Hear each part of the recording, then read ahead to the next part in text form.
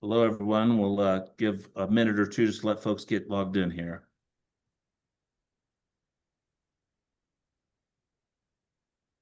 It's filling up fast. It's a good sign. What better do you have to do on a Tuesday evening than to learn about college planning? Not much. No, we're probably unique in that regard, but It's hopefully I think we important got a though. great program. So, Yeah, I'm excited. yeah. Hey, as we're getting going, everybody, if you can put, there's a couple, we'll do a little more housekeeping, but in the chat, if you can let us know where you're calling in from and what high school. It's good for us to know. I think we got people from all around the country, or we got parents and counselors as well. So kind of if you're a parent or a counselor or where you're calling in from in the chat would be awesome. Let's see, everybody should be enabled. All right.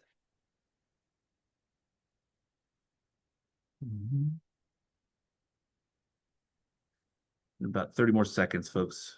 People keep still rolling in, so.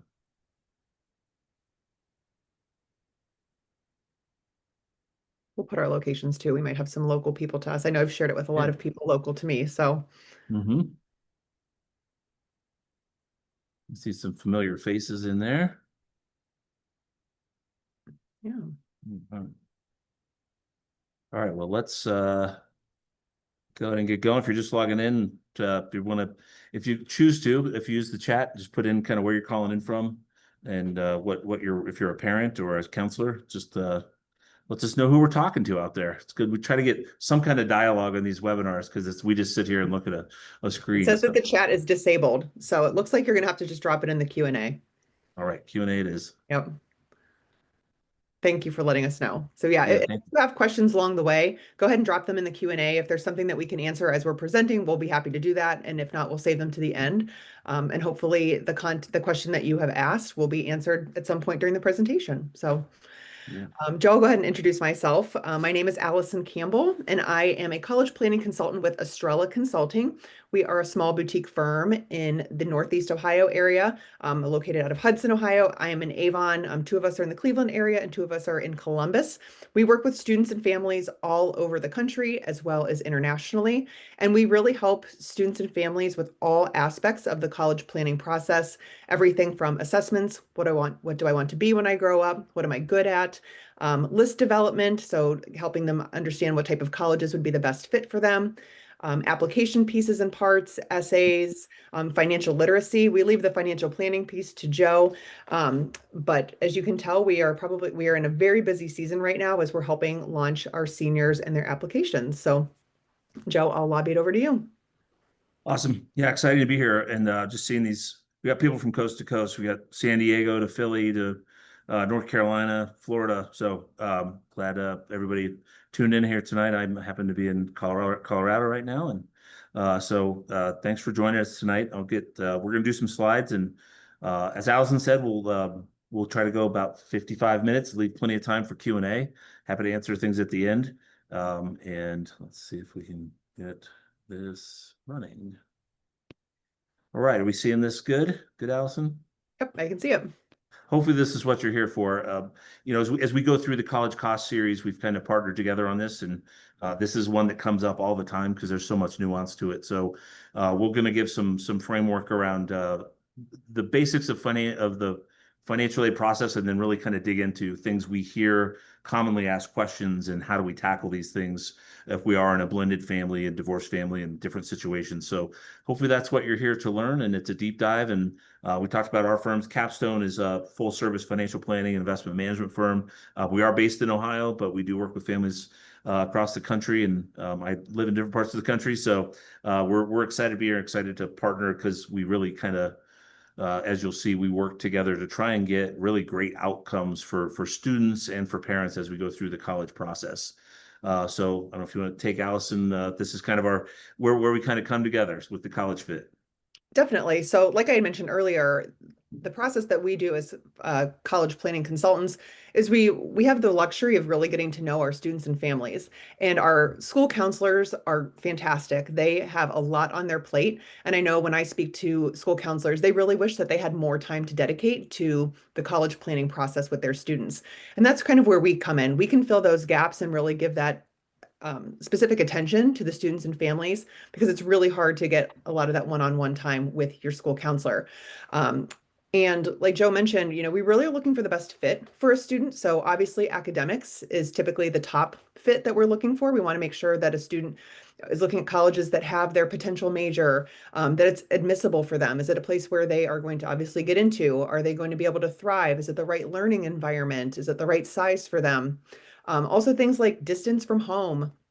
Are they in the right part of the country that they want to be in? If they're maybe somewhere really cold, like Northeast Ohio in the winter, maybe they're really looking for that warm, welcoming environment or a Big Ten football vibe or Greek life, moving into social fit. So there are all these aspects that we really take inventory of to help make sure that this is going to be a place where a student will thrive, where they'll fit in, where they'll have the return on their time and investment. And like I said, we do a lot of financial literacy. So we want to make sure throughout this process that when we're building a list, that it's going to be somewhere that a student can afford for the 4 years. They're not going to be, having to drop out because they can't afford it, or they're getting out of college and they are just hammered with debt. So we take all of those aspects into account. But when it really comes to like the fine tuning or the really niche and nuanced questions about what a family should be doing with their financials, we turn it over to Joe. Thanks. Yeah, and I think there's a delineation in what we do of like we're going to try and give good guidance today, but when we actually work with families, then it becomes advice, very specific to you. What type of strategies can you use to cut the cost of college and make sure all these fit? And when we look at these three, these are the three reasons that students transfer or don't finish on time. So doing the work up front really gives you, you're going to have a much higher probability of having good success, graduating on time with manageable debt, without robbing retirement, and getting into a career that hopefully is that you love. So that's kind of we're going to college to do things we couldn't do without that, and learn some things about ourselves along the way. So hopefully tonight is a good way to bring all these things together and understand. And different people need help with different areas, right? So a lot of the work that Estrela does is working with the students directly, and a lot of our work is really figuring out that financial aspects, and that's why it's a great partnership for us. So everybody aligned and has a good game plan and has strategy on it. So uh, uh, we'll into it. I think you want to provide a ton of really good DIY stuff tonight. Links, resources, tools, calculators, all that stuff. But I think the piece is if you're like, gosh, this our situation is very nuanced. I really do want to talk really in depth about our situation, our finances. We offer a consultation. Estrella does free consultations as well. We both have newsletters and blogs, so lots of great free stuff out there. But if you do want to have a session with me, it's we do a 90-minute session for $3.99. We do a discount at the end of this. So that's my big sales pitch for the night. If you want some personalized advice, that's where we start with folks. So keep that in mind as we go, and we'll dive in here. And if you've ever seen me speak, this is where I start almost every presentation, which is the most dangerous words in college planning. If you get in, we'll figure it out. So hope is not a strategy. And so when we look at these, everybody has best hopes. We want to get to college, get a great education, no debt. There's all these big goals, but the reality sets in. The commonality with the schools on this board is they're all in the race to 100, that there'll be $100,000 for 1 year of undergraduate education very soon. And all of these schools do not offer merit-based scholarships. Awesome schools, but if you're a higher income family, you will likely pay full price. Nothing against you. It's just the reality of how they run their business, and we'll dig into that a little bit more. But really, for us, it's create a list that is a great. A lot of times it's talked about have an admissions safety school. We think you also need a financial safety and understand what those parameters are, so that you don't get in over your head. with education. So, Alice, I don't know if you had a comment on this kind of slide. I know we teed it Yeah, up. I think Joe hit the nail on the head. I mean, we really don't ever want to hear this from any family, whether it be a married family, a really financially stable family, because you just never know. But especially when you are dealing with this divorce family dynamic, there's just so much that goes into that. And if the communication isn't solid, we just really encourage folks, like Joe said, to not to remove this from your vernacular, that if we get in, we'll figure it out, because you wouldn't do this for a car. You wouldn't do this for a house. You wouldn't go into it and say, oh, well, I really want that Lamborghini. It's $300,000. We'll figure it out. If I can get my hands on the red one, we'll figure it out. So approach this with just a really responsible mindset, and know that, in this situation, you're probably going to have to be dealing with someone else who might have a very different mindset about, if you get in, we'll figure it out as well. Great point. Great point. Yeah, it's a lot to get into, and we don't want the college dream to come the college nightmare. So, some of our more extended talks on this get into the different steps, but really it's looking at what's it going to cost us out of pocket, what's our budget, and we'll talk about how to combine the budgets, getting clarity on this is what we have for college, and then that's the only way you can know what your gap might be, not on a 1 year basis, but on a 4 year basis, and really looking out what I think is missing in the process is if you go here someone's going to take out 120,000 in loans and someone's going to have over a $1,300 a month payment, and then your take home pay is sitting over here. So it's really just, kind of that a crystal ball to like, this is not a great outcome because making that payment is going to be pretty tough. And then the other reality from a financial literacy standpoint is if you look at these total repayment numbers, the only solutions being offered are stretch your payments out for 25 years, be in debt until you're 50, and pay us, 3, 4 times as much interest over that time. So the federal government and Wall Street are happy to do that for you. They got plenty of runway. So again, this is what we're going to try and avoid and have full transparency and look at schools on a side-by-side basis to get you there. And then we're going to layer in the fact that we have a blended family dynamic as well to make that even more complicated. If you haven't heard, college is expensive. We do have, I mentioned the race to 100. And then we also have, our privates running, 85,000 plus. Our other kind of the elites running that 85 to 100, and then we got a big group of schools in that 55 to $75,000 range sticker price, and then our affordable in-state education, and for most of our marquee institutions, is around 30,000. And then out of state, basically, you can see here there's a fascination with crossing a border and tripling your tuition. So it's a very similar education in many cases, but is it really worth the premium? And in some cases, the answer is yes. In some cases, they're recruiting you and they'll pay you to come because we know that the sticker price of college is irrelevant. You just need to understand what your unique factors are here. And free money in the form of scholarships and grants pay for about a third of college. And then when we look at those higher sticker price schools, 56.3% is how much they're discounting their tuition. So well over 50% on that and those big tuition numbers. So just keep that in mind. Sticker price is relevant. It's all about what will you pay to go to these different institutions. Okay, so we're going to dive into the kind of the tip of the spear. The FAFSA really kicks everything off. The free application for federal student aid. We're going to kind of approach this as if you're a senior.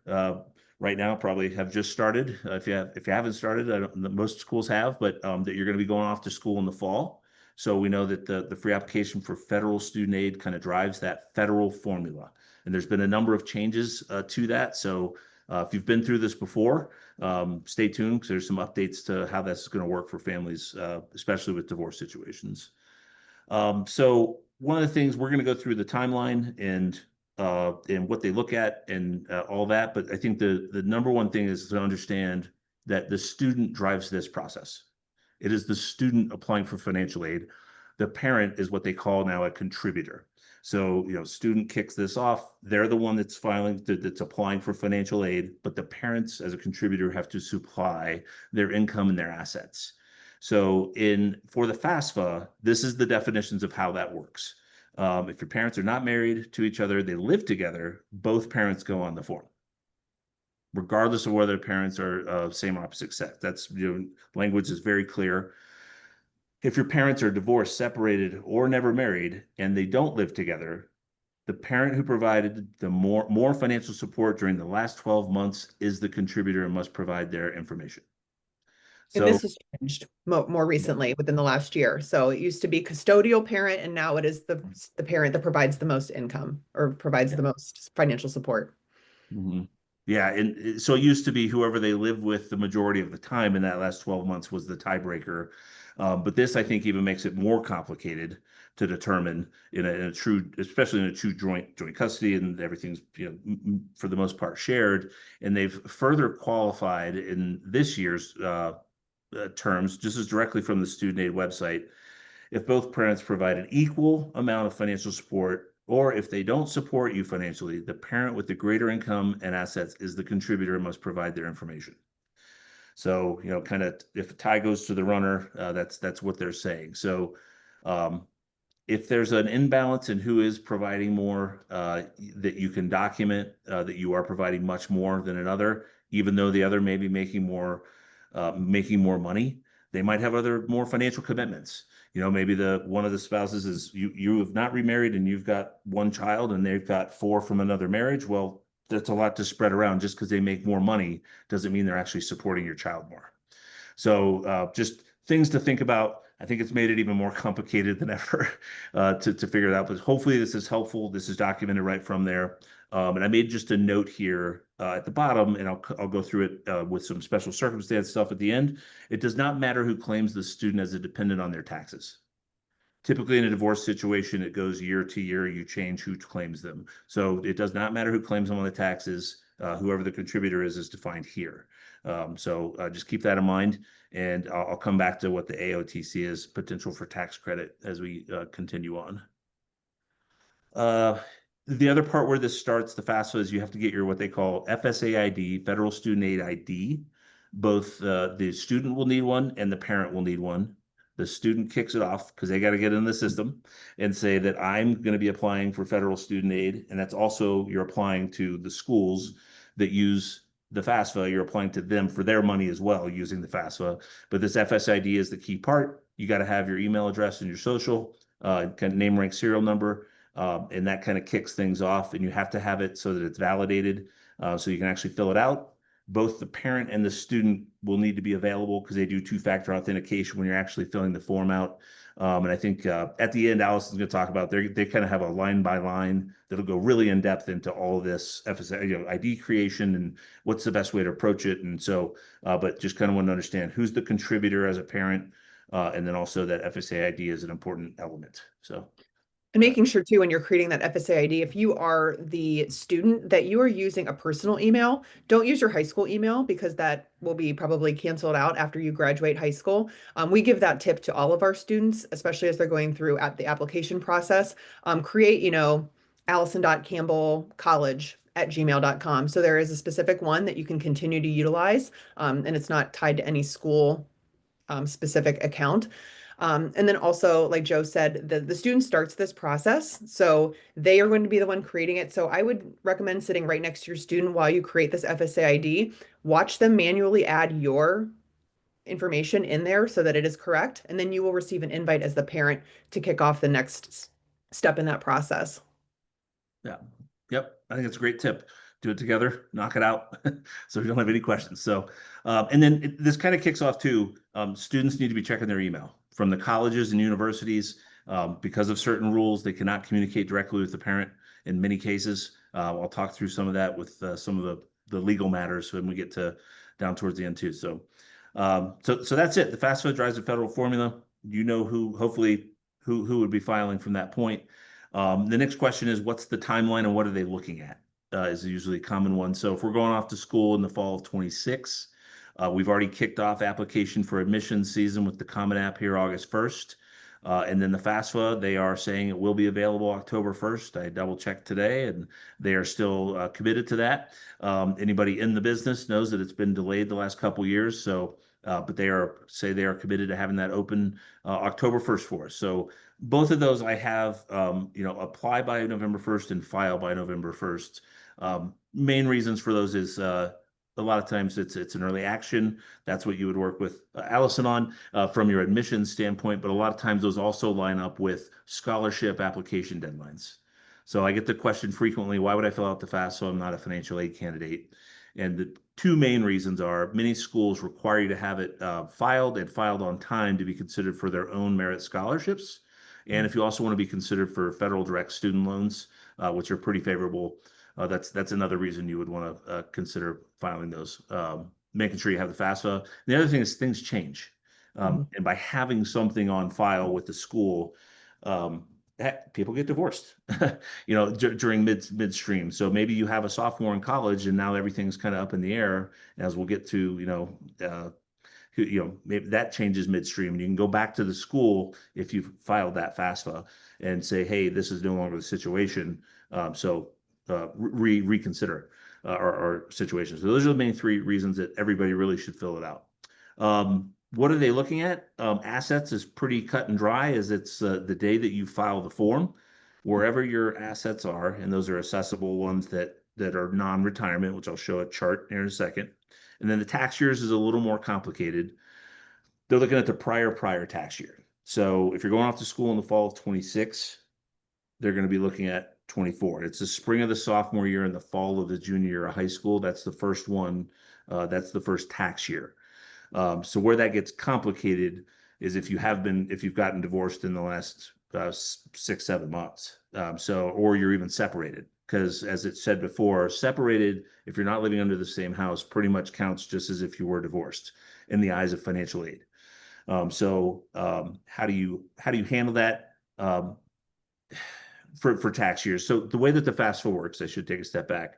When you're filling out the FAFSA, they actually have made it quite a bit easier in that they get your permission, they go out to the IRS and they pull in your tax return information.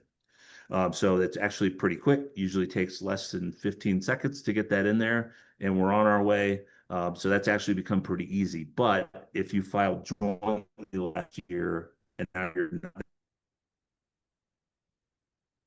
not, and on the FAFSA and file as if you were, that was the case at the time. So there's two ways to approach it. One, you can go ahead and file and then do an appeal on the back end in January, or and put in your income and assets manually through the FAFSA process. So those are the two ways you can do that. So hopefully that's helpful. There's some stuff towards the back end it'll help with some of that too. And then assets are as of the day you file. So anything that is accessible here, these are cash, 529s, rental properties, vacation properties. 529s, the only one you put on there is for that student. So if you have 3 529s for 3 kids and they all have 25,000, 25,000 for that one student is what you put on the form now. And that's a change from years past as well. So it's really just the one that's going to school. If the, if you want to say non-custodial, the parent that's not filing the forms is the owner of the 529, those assets don't get reported. So that's a little nuance for the divorced families of, if I'm divorced and my wife is the owner, but I'm filing the forms, those assets, they're not going to get reported on the financial aid forms. So, because it's only my assets, because the owner of the 529 controls distributions and they could change that beneficiary anytime they want. So that's a little nuance and something to be mindful of. Who owns that 529, and potentially could you consider transferring ownership? That's a little above and beyond what we're doing here tonight, but that's things to consider as well. So I won't get into, they do ask about the value of your small business. I won't get into it too much tonight. This is the last year they're going to do it. That's going to be thrown out again next year. But don't overvalue your business or your real estate is, I guess, my lesson. This is the one time in our lives we want to look as poor as possible. So reporting accurately and not trying to be anything other than honest, but in your best interest. So oftentimes with real estate, look at, what's the value, but not on Zillow or Redfin. Go to your tax auditor's website. Typically going to be quite a bit less. Look at that and then minus your mortgage, report that. It rarely comes into play that they're going to audit things to that level, but it does at some of the private schools. And your business, don't overvalue it either. And then all these things are not counted on the FAFSA. So again, we have really deep, full hour-long sessions on just these topics. So I don't want to get too far down the rabbit hole on all the different strategies that exist there. This is a really good one-pager from JP Morgan. It's not a commercial for them, but they do have some really good resources and some good research on how financial aid works and just college costs and those types of things. So at the top, this is for federal financial aid. The cost of college minus what they call your student aid index, that's your financial aid eligibility at that institution. So they're going to look at the parents and the students, look at income and assets of each. So the parents, they're going to look at income as high as 47% of every dollar. And assets, they want 5.64. That includes 529 plans you own for that student. So I think anything in a parent's name, they want roughly 5%. So if you have $100,000 in 529 and mutual funds that aren't retirement, they want about $5,000. That's your student aid index from that asset. And then income is a little different. It just ramps up pretty fast all the way up to 47%. Assets in a student's name, 20% is what they want. So if they had that 100,000 in their name, they would want 20,000 from it, not 5. So it's better to have it in a parent's name than a student's. And sometimes custodial accounts or even custodial bank accounts, there's a lot of questions around that. If you have a joint account with your student, like a high school saver or one of those programs, what you're really supposed to support is half is yours and half is theirs, like it's a joint account. So if it's $2,000, you would report 1,000 and your student would report 1,000. What I typically suggest is if you can move that money into your checking account, assuming it's not a massive sum of money, you might as well do that, and you can move it back. There's no look back. So if there's $10,000 and it's saved up, if you can move that into a parent account, have it assessed at a much lower rate when you report, you can then move that back to your student without a whole lot of issues to that. So because assets are as of the day you file, so you need to make sure that that's the key. A lot of this other stuff is more in depth, but one of the changes that has come about is that grandparent and aunt and uncle or anyone else, 529 account balances and withdrawals do not count against you for financial aid. They used to be that they could really hurt you if it came in because it wasn't reported on the forms, but going forward on the FAFSA, they will not be considered a resource and it won't hurt your financial aid. So keep that in mind of who owns the 529. If it is someone outside, it can be beneficial. I get the question all the time. You said to move my 529 to my grandparent. I was like, no, I said that you might want to consider it. So I just like to give that disclaimer now that I'm not saying that's a carte blanche. If you make too much income and it drives you out, it's not going to help you anyway. So just understand, do the work to figure out what you might actually be. And by that, I mean, this is just a quick way to look at on the top, what are your non-retirement assets? And then on the left, what's your income level? And that gives you kind of an idea of what your student aid index would be. So I kind of circled that, hey, if you have 200,000 of assets and 250,000 of income, well, your student aid index is right around 70,000. So I'd say, a lot of people say, oh, we're not going to get financial aid. I'm like, well, we're talking about schools that cost 100,000. And Alyson, you were saying the other day, like, there's schools that we're seeing that they're still offering packages for families that make 225 and 250, right? Yeah. Yeah. Stanford's one of those. Yeah. Yeah. So, we've got these schools that they're looking at, and then I hate to say it, if you live near Stanford, making 250, you're not rich. So, it's just kind of some of the things that are important to be aware of is do the work, see what your student aid index is. There are calculators. We've got a free college money report that'll give you your student aid index. But this is hopefully a good kind of way to kind of look and say, roughly where would we be? And are we a financial aid candidate or not? Because if your school only costs 50,000, then you wouldn't be. But if it costs 100, you would be in that case. So, okay. So anything as I move on to the CSS profile before we No, I've just been answering some questions in the chat, which are really good. There's some specific ones that we'll probably hang on to, or maybe when you pass it off to me a little bit later that I'll have you answer. But great questions, everybody. Thanks for those. Keep them coming. Keep them coming. The plot thickens, and that is with the CSS profile, which there's roughly 300 schools. I think it's 292. And they use what they call an institutional formula. And I think of this as the institutions do what the institutions want, and they assess what they want how. They have a general framework, but some schools, they have the ability to ask more questions, and they'll ask what they want. So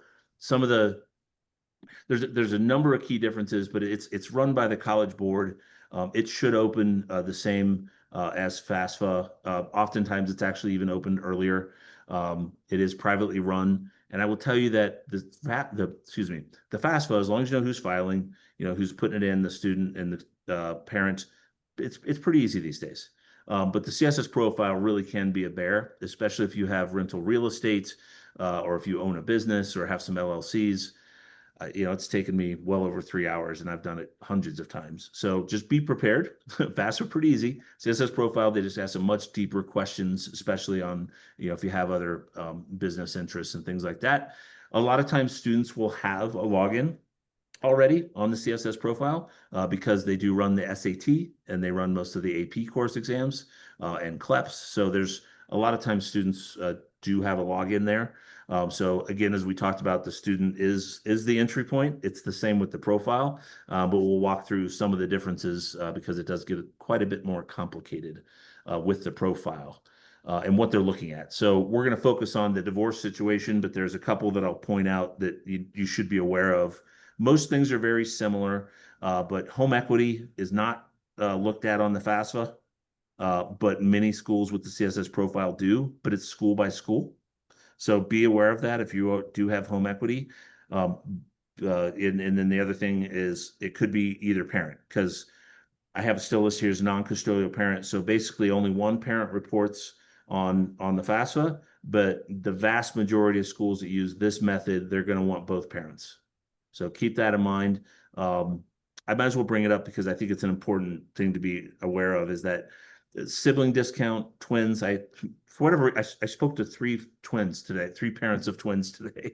It was because they're, as you can imagine, freaking out about college. But talking with them, the FAFSA no longer gives a discount of your student aid index when you have multiple kids. The CSS profile schools, most of them still do.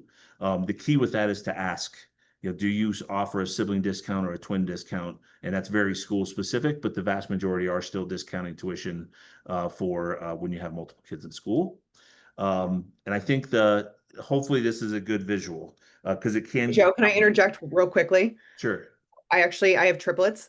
My boss Mhm. has triplets as well. And we have on the estrelaconsulting.com website, we have a blog, and there is a blog post that's all about it's like a multiples discount blog post. So if you are watching this, you have multiples, definitely check that out, because there are a ton of schools that do offer some sort of discount. And also, before you move on to, we had two people ask in the Q&A about FYI, I've heard that they will not ask about the small businesses this year. And then someone else asked, did the Big Beautiful Act change the small business requirement? Yes, that'll be effective next year, though. Is Okay, my so for the seniors that are applying this year, it's still in play. Yeah, because so a lot of the financial aid changes, it was July 4th, and everything shifts on July 1. So a lot of the financial aid changes will be actually mostly effective for the next 2020, I guess 27, 28 financial aid year is when a lot Okay. of that will flip.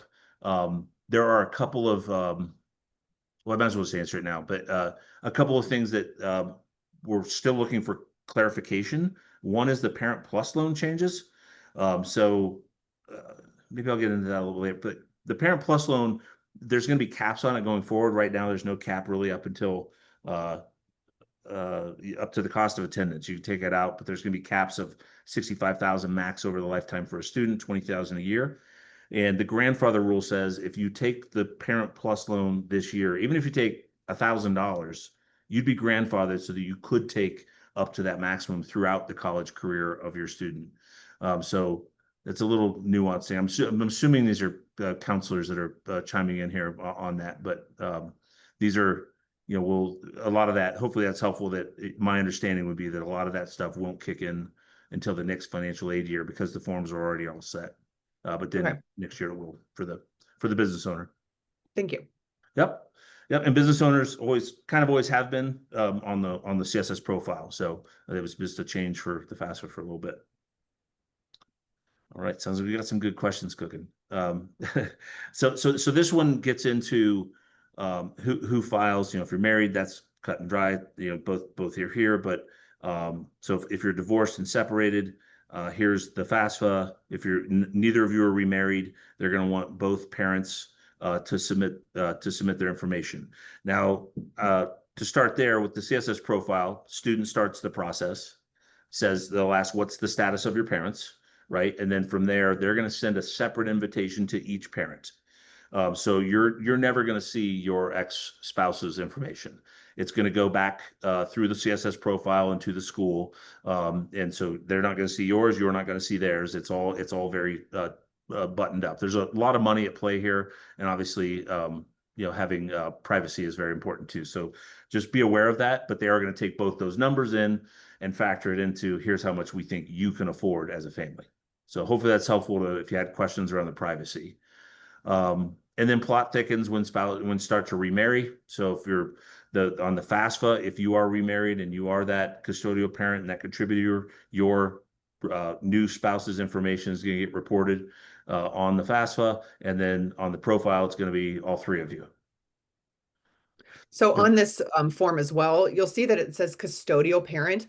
Just so you know, this actually is a little bit outdated. That should say the contributing parent. So that should be the one who's contributing the more money, who would be the primary filer. So I know that that's kind of confusing. We caught that today. I think it's a really great graphic, but instead of custodial, just cross that out and put contributing parent. So the one who's going to be the primary filer. Mm-hmm. Yep. Yep. These things are changing in real time. So with these, so this is that's it. Yeah, the contributor, custodial, primary parent, and then in the remarried situation, they're gonna likely ask for everybody's information, income and assets, figure out what you can pay. It doesn't matter that your new spouse has 4 other kids or they don't care. So this is how it looks. So hopefully that's helpful to understand what they're going to ask for. The CSS profile makes it pretty clear. Are you is your mom remarried? Is your dad remarried? And then give me your father's and give me your mom's and who's the primary. So they do a pretty good job with that. I think they've cleared that up pretty good. All right, so hopefully that's helpful on who's filing what. Now we can get into we call it college pre-approval. If you let a 17-year-old go test drive these cars, they're going to want them. The common ground is they're all over 300,000, and no bank in the world would give them the keys or the loan for it. So you're probably going to get denied. And just a framing perspective of basically, it's the only thing in the world left that we don't create a budget for. We just go, we apply, and they tell us what to pay, and we pay it. We need to do a little better job of figuring out having the college money conversation proactive instead of reactive.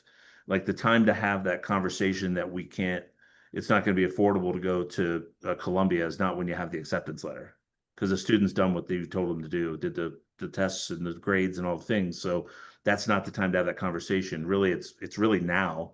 If you have a senior, and hopefully as you have a junior, because you need a little runway and then that informs your college shopping, and what schools you apply to. So this is a worksheet that we use, and really the top part is parents. There's a little bit on tax credit, but then what's your expectation for the student, and then is there any outside help? Right. So I think if both parents can do the top part here, what do we have saved in 529s? What are we contributing each month? This one's maybe they have a freshman, so we're going to have some more money saved there. And then do you have other assets earmarked in a brokerage account or otherwise that are for college for this student? Right. And then from there, it gets into what can you cash flow? What are you used to paying for is usually where I start there. If you're paying for hockey or lacrosse or band or whatever those things are that you're used to paying for, or you're paying for private tuition, all of those things you're used to cash flowing could go in here. And every money you can pay as you go, you don't have to take out in loans. And sometimes one parent might have good cash flow and the other one might have good savings. So, your strength may be on one side or the other, but the key is we want to blend these budgets together so that now we can then have that college money conversation with our student. And the whole thing here is let's put obviously some things aside and focus on what's best for the student, and having a good budget and college money talk is part of that. So you put all these together, have a conversation about, hey, with the student, if you have savings, is that for college directly, or is that more for other things? And if they work, is that for walking around money, or is that going to actually go to pay some of the college bills, be that food or books or whatever? Just creating that expectation of and different families have a different approaches to that. So if it's for walking around money, this $200 is zero. right? If it's just for beer, pizza, spring break savings, not going to go in there. But if it's going to go towards the actual cost of college, that $200 a month, or it could be close to 10,000 that you put towards it in their budget. So having that conversation, what you expect of them is critical. And then the last element is outside help. Grandparents being probably the primary one. You need to quantify and qualify it. How much is it? Is it 5,000 or 5,000 per year? That's a very different number. And when you've got blended families, is it, does this family, what does this grandparent have? What does this one have? And is it right in the right type of vehicle? If it's in a custodial account, it could be counted at 20% towards you if you're a financial aid candidate, and that's not what we want. So now is the time to get it on the board, understand how it might impact financial aid, and then also just how it impacts the budget. So hopefully this is a helpful exercise. Like I said, my recommendation is each parent does this top part, and then you kind of talk about in the middle, what do we expect our student to do? And then is there any expectation from either of our parents that they're going to help pay for college to get to this final number here? So hopefully that's a helpful exercise. We're going to get into the nuts and bolts of how do we find discounts, and then get into some nuanced stuff on the divorce situation. So high level, like where do we find free money? Merit scholarships are the good stuff. It's gift aid, and it's based on merit, so it won't go away even if your financial situation changes. Need-based aid, it's a lot of times it's scholarships and grants, but oftentimes it's also made up of loans and work study, which help you pay for college, but they do not reduce your cost of college. So that's a big way I just kind of spell those out. Financial aid award letters oftentimes will, I think, deceptively put those in there as if they're, you only owe X amount. I'm like, well, no, I owe this. I'm just using the loan. I got to pay it back later. So just be mindful of that, especially certain schools, they'll give you that student loan and say that's part of it, but you got to figure out, account for that self-help. Yeah, and work study as well. It might Mhm. say you are eligible for $2,500 of work study. That student needs to still go and find campus employment. It's not like they just give them the $2,500 and say, find a job on campus. It's earned through a paycheck that does not go against their tuition bill. It's money that they receive in a check, and then they can choose to turn that back into money that they're going to put towards their tuition, or they can use it just for extra off-campus expenditures. Yep. Yeah, but the disguise. I'm like, you could also go work at at a restaurant or wait tables or so. Work study is great if you can get a cush job at a at a lab or something that it actually maybe is part of your major. That's awesome. But it's always presented, I think, in just like, yeah, you still got to go get that job. So and it's not promised. They do run out of those jobs too. So it's offered, but it's not promised. So the big thing I kind of want to drive home is that when we look at the school selection and how this works, like they're going to look at academics for if you're going to get scholarships, and they're going to look at financials for if you're going to get need-based aid. And what we can't change is the aid policy of the school and how they run their business, because that's how I look at it. And if you look at like where do we shop, if you look at this is like four-part quadrant. So if you're a high merit and a low or no need family, the way that you shop is very different than on the right number three. So we're going to look for non-need merit scholarships, private scholarships. It's not the panacea they're made out to be. They're great if you can get some of them on the back end. But looking at how does the school award aid, test prep, can that get us more money in the form of scholarships? And then if you're like a business owner, we do a lot of work on the tax aids part. Can we be hiring kids in the business? Can we have a tuition reimbursement plan? Those are the kind of things we focus on because we're not worried about need-based aid, if that makes sense. So, and then College Credit Plus, I put in there. That's an Ohio program for dual enrollment, which I think is a big part of the future of making college affordable. Having dual enrollment programs, balancing is it better AP or IB or dual enrollment program, and that's a counseling decision, counselor decision, not for me, but from a financial perspective. Most schools and in-state schools for one course for a semester is about $3,000 in tuition. So if you can get that done for free, that's what it is. At a private school, it's about 2,000 per hour, so it's about $6,000. So think of it that way. As the financial person in the room, I usually say like this: it's something to consider as you're building this out. And then on the other side, don't rule schools out if on the sticker if you're a high need family, because if you can get in, they'll pay the rest. They'll meet 100% of need, and they'll do it in the form of grants oftentimes. So, just understanding the business policies, because the way they operate are very different. Like all the schools on the right, we know these schools, right? The Northwesterns, the Notre Dames, Stanfords, like these are great schools. They meet 100% of need, but if you don't have need, it's a nice round number of 0. You'll pay full price. They'd love to have you. You know, the scholarships here at Northwestern, Stanford, Notre Dame, they have them, but you have to be about 6'5" and run a 4.140 or be really good at theater at Northwestern. So they have scholarships, but not for academics. And on the left, these schools do great. Similar sticker prices, a lot of these, but you've got a state school, small privates. So it's not a one size fits all. So we'll go through a couple concrete examples of how these work. On the left, these are competitive. They're all somewhat competitive, but the examples would be you got 1,000 kids applying for the full ride and you give away 10. So if you get it, awesome, but maybe that's out if we don't get that particular scholarship. On the right, package schools are packaging to compete. They have to package to compete with each other, and they have to package to compete with the state school down the street. They can charge a little bit more, but they can't charge double. So, you know, these are small privates, the Otterbeins, the Capitals of the world. They're really packaging things up to compete with each other in the state school. And then we love grids. We love it when it's automatic. If you do this, you'll get this. And for some students, that can really motivate them to get to the next level with their ACT and SATs. So some concrete examples are, this is Alabama. This is, when you look at, this is inside of College Aid Pro. It's a system if you do sessions with us, you get access to. It'll walk you through a little bit on the admissions, admit rates, graduation rates are an important element. And then what does it take to get in? And then also for them in schools like them, who's going to get the most merit scholarship money? So if this is their middle 50%. So if you're 31 and up, they're going to heavily incentivize you because with their business model, costs 56,000. They don't do great with need-based aid, and out-of-state state schools, their need-based aid is reserved for their state kids. So these numbers aren't inaccurate, but if you're coming from Ohio, you're not going to get need-based aid. You might get federal aid, but you're not going to get it from school. We like Alabama, it gets an A because 36% get a scholarship on average, so over 15,000. And this is the grid. This is from last year. If you do this, you'll get this. So at this 29 level, 15,000. 1 point better, it's another $9,000 per year. And this is true of most of the schools in the Southeastern Conference. So Ole Miss has a program, South Carolina has a program, Tennessee has a program. You know, you can kind of see how these things escalate, and they're incentivizing to raise their scores and their averages, and they'll pay for you to come. So just be aware of those, and sometimes that can motivate your student to do that extra couple hours to get that 1 more point to make that school within range. That's a lot of money at stake here. So their job or what they're doing, they're driving that net cost down. That's about the same price as Cincinnati or Ohio State or OU or any of our state schools in Ohio, or if you're coming from another state. So that's what they're trying to do. They're trying to make it a no-brainer to say, well, it's about the same cost. If I like the school better, I'm going to go here.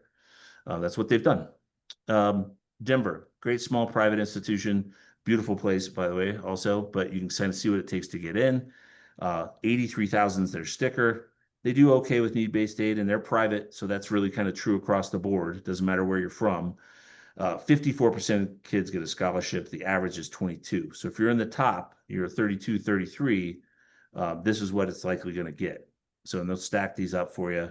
Nice scholarship of 36,000 a year, but you still got to come up with 47.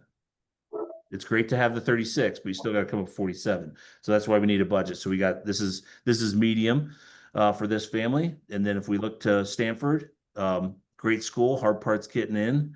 That'll be 100,000 probably next year or the year after. They meet 100% of need. If you don't, there's no scholarships, right? So that's just how they run their business. So if you're not a need candidate, you're looking at a full pay, and they would love to have you. So I'm sure it'd be great, but that's hefty. So we've got options is the key. So looking at schools, understanding, there's the nuance if we're in this divorce situation, but these fundamentals still play of how this is going to play out. So I'll hit quick on loans, and I'll be fairly quick here.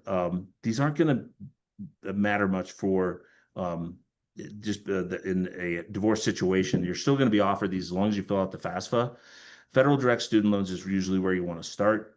The big thing I point out is these are very reasonable interest rates for a 17-year-old with no credit history. So they're pretty reasonable.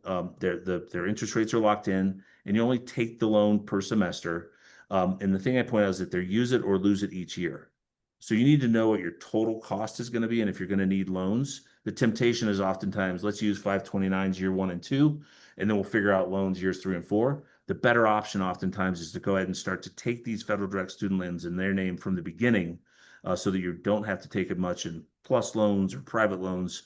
That's a good place to start. And these are the ones that can get subsidized is also the key. So our parameters, we would say don't take out more than you're going to make your first year out. So looking at here's our total cost, here's our budget. Don't take out more in loans than you're going to make your first year out.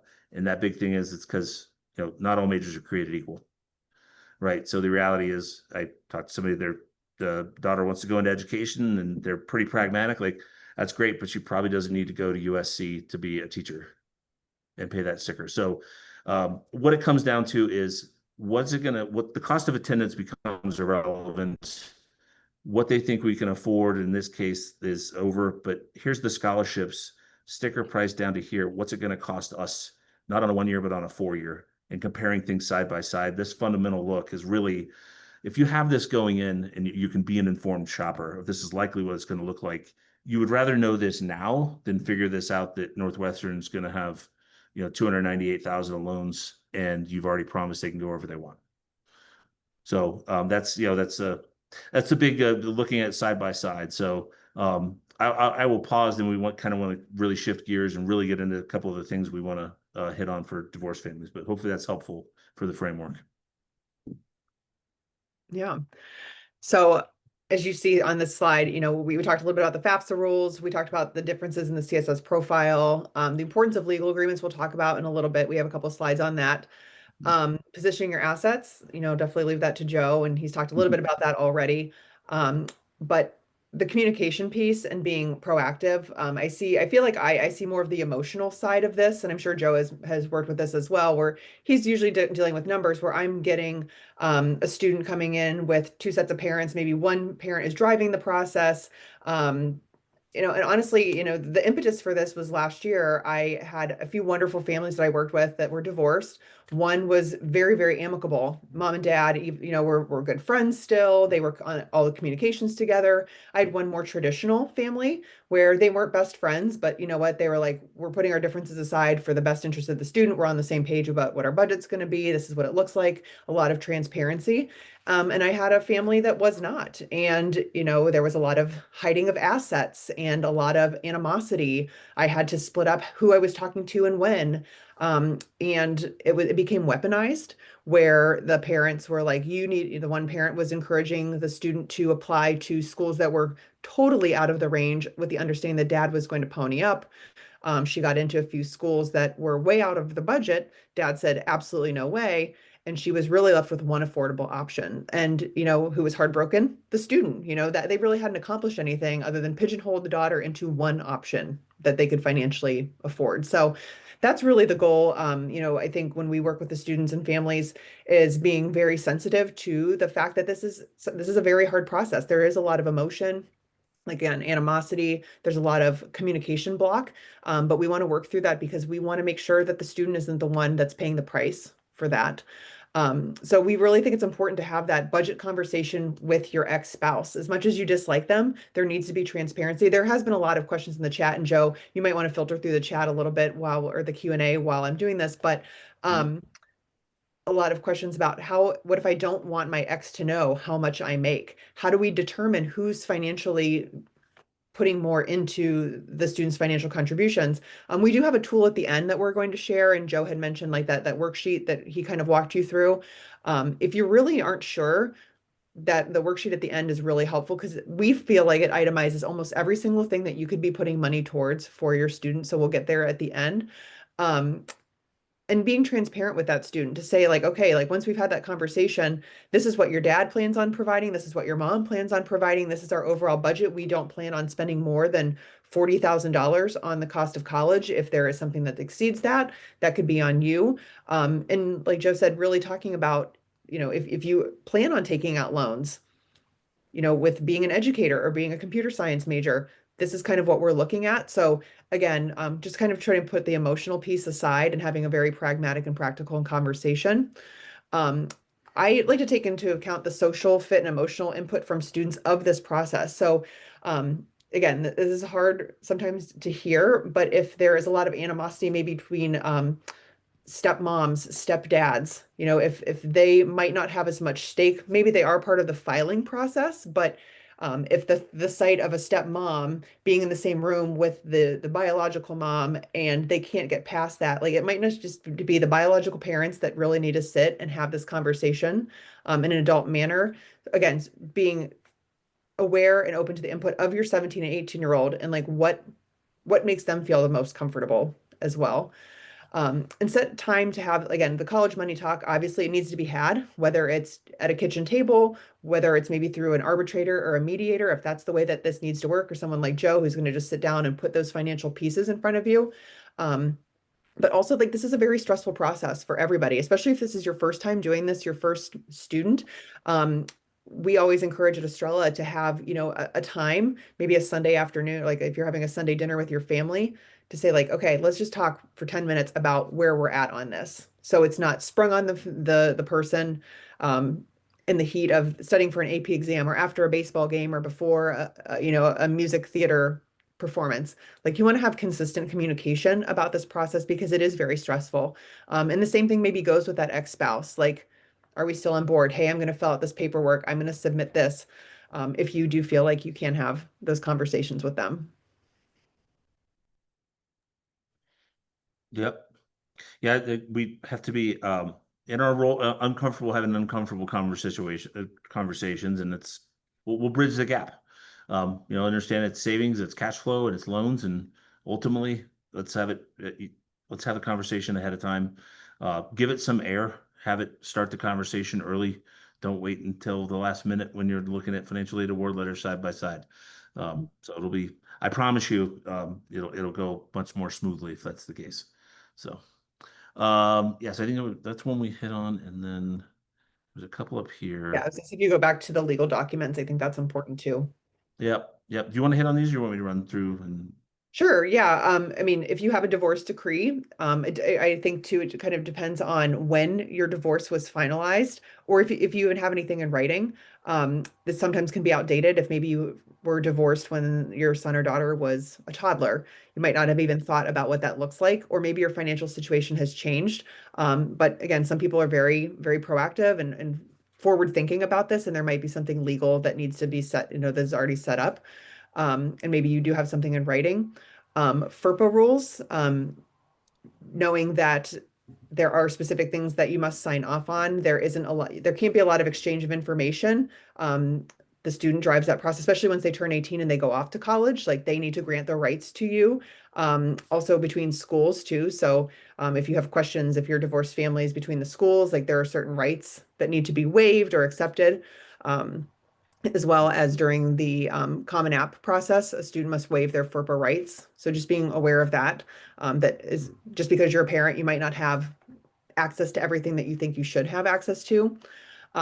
Power of attorney and school approval from information sharing. I'm actually doing something with this tomorrow, talking a little bit about this. If you, again, have an 18-year-old, they are not legally bound to share specific things with you. So making sure, again, if you have a student that's going off to college, that if they want both parents to have power of attorney, that you're enacting that.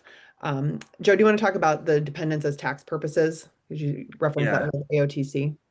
yeah, and the power of attorney stuff. It's there's the information sharing with the school, but then there's overall just general power of attorney, both for medical as well as for financials. Your rights are, for the most part, they're kind of gone once the kid's 18 and in school. So it's going to be more of like if someone gets hurt and they're in a bad accident, having durable powers of attorney for healthcare and directives is very important.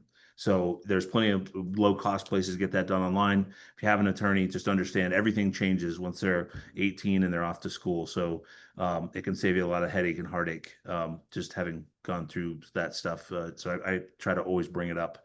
It's not just to see their grades and stuff like that, but it is in the case of, which parent would you want to have access over financials and your medical directives. So really cheery stuff, but this is the stuff that can keep you out in front of it and not get in trouble. So um, it doesn't matter who claims the kid on claims the student for taxes as a dependent, but this is the American Opportunity Tax Credit, which essentially says if you spend $4,000 on college, you can get back up to $2,500 in your tax return. So, but it does have income phase outs. So Many times what I'll see is one family based on these phase outs will not qualify, but the other one might. And really, if the parent that makes more income doesn't get any benefit out of claiming them or very little, you might want to consider just having the other one get that tax credit if they're going to spend that $4,000. So this would be in the amicable relationship scenario. But just to understand, I just bring that up that it doesn't matter who's filing the FAFSA, you can still get those tax credits. So I think we talked through all these, and then we had the proactive, and then just a couple of unique circumstances we wanted to hit on to make people aware of it. The question often comes up that we have a parent that hasn't been involved and or isn't involved, and how do we approach that with the CSS profile? Because they're going to ask. They do have a form, and I put a link here, and we'll have it kind of in the follow-up. There is a profile waiver request for the non-custodial parent that you can fill out the information, tell your story of why either you can't track them down or they haven't provided any financial support. And that goes through, and it should go out to all the schools, but you're going to want to follow up with schools directly to make sure that that's is accepted by that school in particular. So it's CSS profile has it, but you got to make sure that the school is okay with that as well. Net price calculators is, if you're not familiar with them, essentially schools are required to have what they call a net price calculator, where if you put in your income, your assets, your students' GPA and ACT, it should tell you, here's what we project your out-of-pocket costs will be, your net price. The challenge is very few of them have something to account for a divorce situation or remarried situations. So they're not your friend in many cases. So working with the school, ask them directly. Our calculators on our college money report, they do have factor in for all those different scenarios. So kind of like the CSS profile. College Board makes most of the net price calculators. So it's kind of a just no. And for blended families, the SII calculators some of them cannot be very helpful, unfortunately. So just take them with a grain of salt, I guess is what I'm saying. Special circumstance appeal. If you're in the midst of divorce, maybe it's been going on for a while, they can take a while.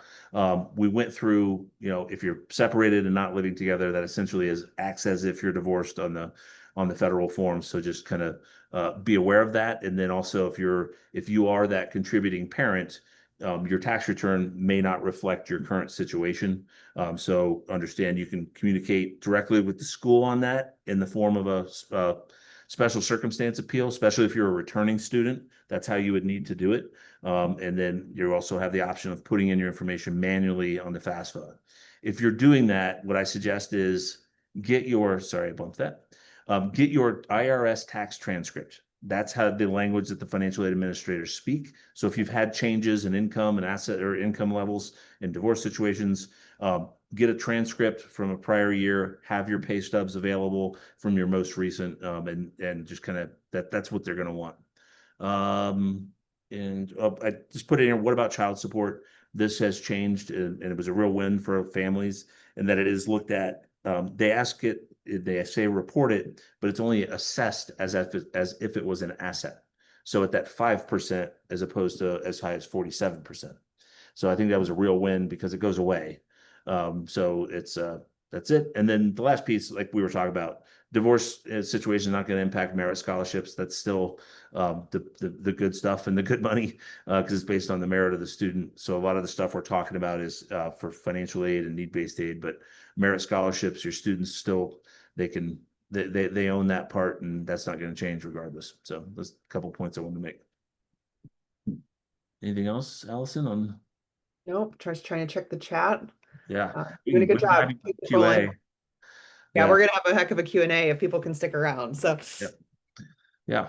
So yeah, if you got to go, we'll send out follow up the recording and the slides and links to all these reports and all the stuff we've committed to. So if we are closing up, again, I'll be in touch with follow up, but I'll put this in the chat as well. If you want to sign up for a session, you can do it. And then also, if you want to make sure you stay in touch with Estrela with all the great information they put out through their newsletter, that's what this QR code will take you to opt in for that. I think with that we can. And my social media person said I have to put this up. That please follow us on socials and tell your friends. So that's I'm trying to get better at sharing the stuff we do on our social media. So hopefully that's good stuff. We'll be happy to do Q&A from here. All right. Some of this I think hopefully has been answered. And some of those, a lot of people have asked, how do we know who's contributed more? That resource page does, if you want to go back to that, Joe, you might be able to open it from your presentation. I don't know if it will kick you out, but we presented on this at our national conference in May. But if you're able to, I gave everybody who's on here access to this link. I would just ask that you create a copy for yourself. So this is a template, and you can, again, file, create a copy, write your name on it. The individual parent trackers are here, and then the totals for both parents are on that second tab. And this is what we could do our best to kind of itemize what costs are being incurred for a student. So if, like I said, this happened last year with family, that they're like, I pay for the cell phone, they pay for gas, I pay for car insurance, I pay for the insurance premium, and they were just going back and forth. I'm like, put it down, just put it down, and we will literally tally it up. So hopefully that is helpful to those of you that are asking who does this. But there were a lot of questions, Joe, about like the income versus the assets. So if you're in the chat, I think that was asked multiple times. Like, what if one parent makes more, but the other parent has more assets? I would go to their definition, right? So if it's two 50-50 and they're looking at income, and the main one is they look at income. If it's like a tiebreaker, I think that's the question. What if somebody has money and they don't really have income, but the other one has income? Income's the big one they're going to look at for the tiebreaker. Okay, so what if one parent makes less income, but has contributed more to the student through the year, but has more assets? That doesn't really make this. I think they're trying to say if one parent makes less income, but contributes more, but the other one has more assets, it's just based on contribution to the student, whether or not they have more assets or more income.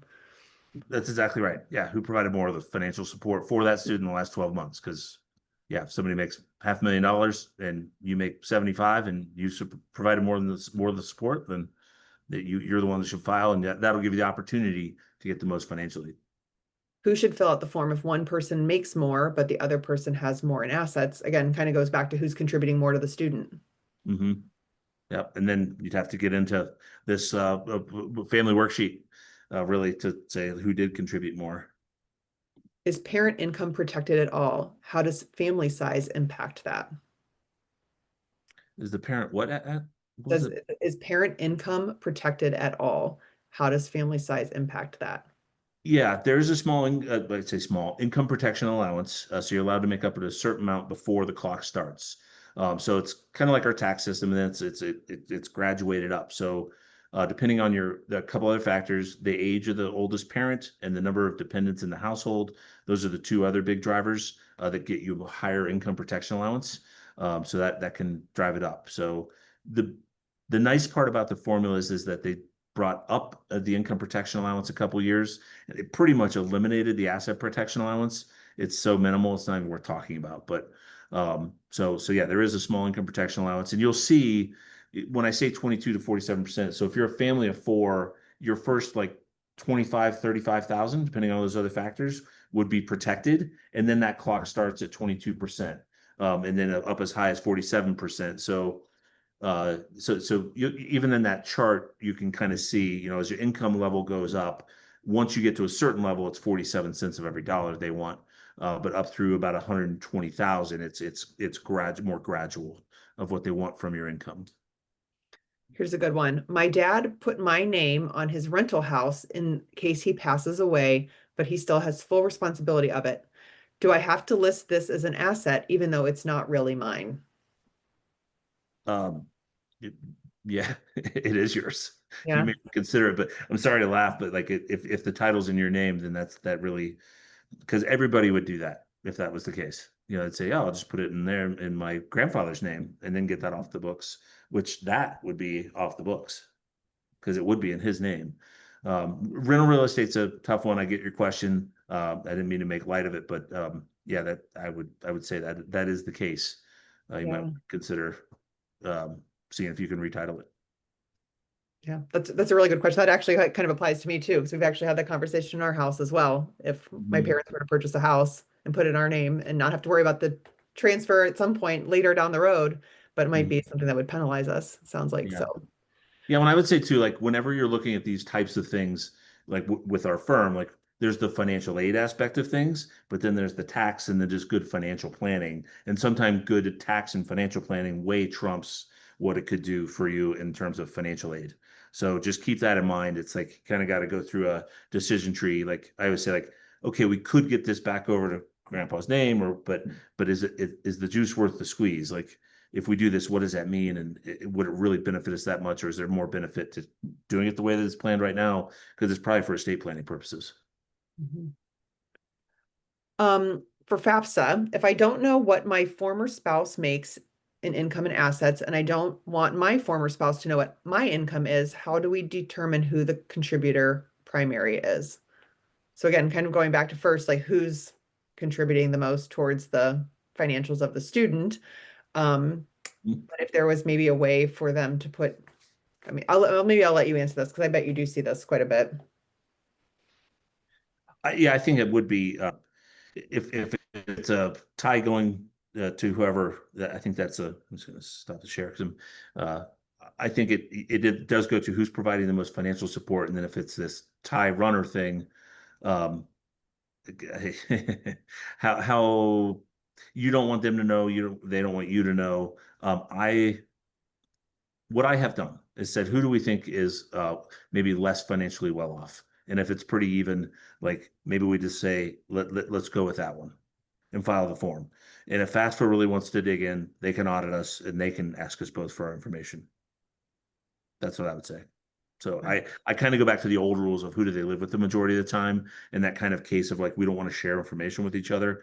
And then hey, if FastFlow wants to audit us, then come back get it. Most of the people that get audited, I'll tell you, a lot of this stuff is on the honor system. And the people that do get audited, most of them, the vast majority are those that get Pell Grants, free money from the government.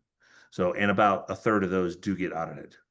So I don't know how that's going to work this year because there's only like 7 people that work at the Department of Education now. But it's a bad joke probably. But but that's historically what we know is that the people that get audited are people that get free money from the government. And so if that's you, then be ready for it and be ready to plot your case. And it is what it is.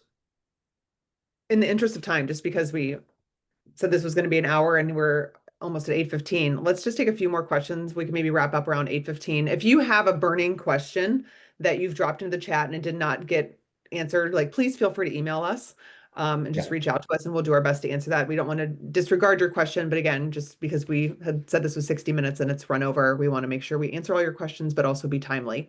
If I own the 529 plan, but the other parent has the higher income, does the 529 not get disclosed since the other parent is filling out the FAFSA? Found the place. One the parent has a higher income. If the other parent is filling out the FAFSA, then yeah, then it wouldn't get reported because it's not their asset. So this is a little wrinkle within divorce planning situations right now that I think they might button it up somehow. But as it sits right now, if that other parent owns it, it's like anybody else owning it. That's not going to get counted. It's a good question. Hmm. Um, if both parents own a home, so separate homes, does the CSS look at the equity in both homes? If the school assesses it, they'll assess both, like any other asset. Yeah. Okay. Um, is the AOTC per family or per student?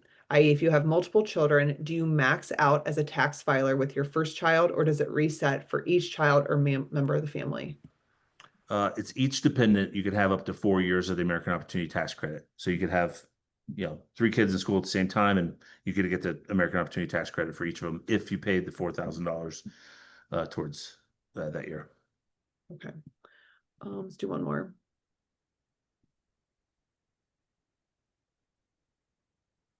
Okay, I'm curious about the contributing parent. What if mom pays more because she's receiving child support from dad? Then who is the main contributor? I've heard this one many times. If that is contentious, I will say. So I think you would report, like if you receive it, you're the one is reporting it. So you have to report that if you are the one receiving it. Okay. Um, I hope that's the answer they were looking for, but it might be more complicated than that. okay. Well, we're at 8:15. Yep. Someone asked me to answer their question multiple times, but they're anonymous and there's a couple anonymous attendees, so I'm not exactly sure what the question is. So I think we're going to end it there. But thank you so much, Joe. This was great. I hope all of you Yeah. that attended had found a lot of value in there. And it's hard. I mean, everybody's got a different situation. There are a lot of specifics. I mean, these questions were great, but very specific to personal situations. So hopefully, if you feel like you'd like to reach out to us and ask, we would be more than happy to help. Like Joe said, he has the offer for the 90-minute session, so take advantage of that. Make sure you check out our e-newsletter. We'll send out the slides. We'll send out the recording as well and the resources so you can tap into those. But we really appreciate your time and for joining us tonight. Yep. Thanks, everybody. Hope it was helpful. Hopefully, you can let us know if you got questions. Thanks, Thanks so Alex. much, everyone. Thanks. Bye.